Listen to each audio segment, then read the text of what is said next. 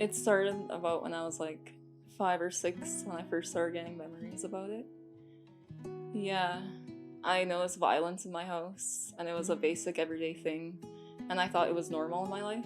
And with the addiction part, I noticed it around when I was 6 with my dad. It's always been in my family, it's always been there. It affected me a lot emotionally because from a very young age, I thought I was very insecure about it because I always thought I was the only one going through that hardship with my family because I never heard any other stories about it, just my own.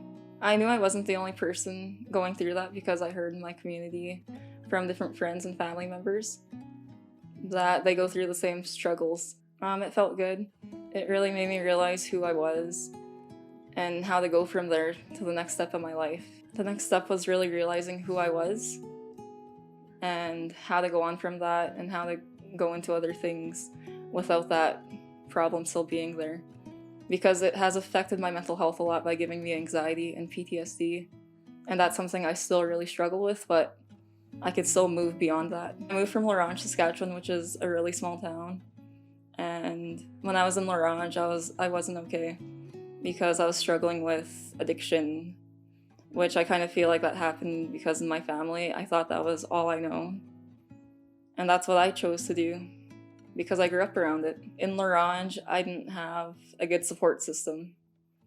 I didn't have much there other than friends that like to party. I moved to Lloyd with my mom, and I met a lot of new friends, and I moved to a new school, and there was just a bunch of new opportunities for me to join into. Today I'm surrounded by a good community that supports me a lot. Like my friends and family, I have the resources to find help that I need. It took me a long time to realize that my story and where I came from is not something to be ashamed of, because it's always something that pushed me further, and that no one is alone and every story should be heard. My advice is to keep going, because that's what really helps, is just someone to be there to tell you to keep going. And growing up, I've only had my own voice to tell me to do that.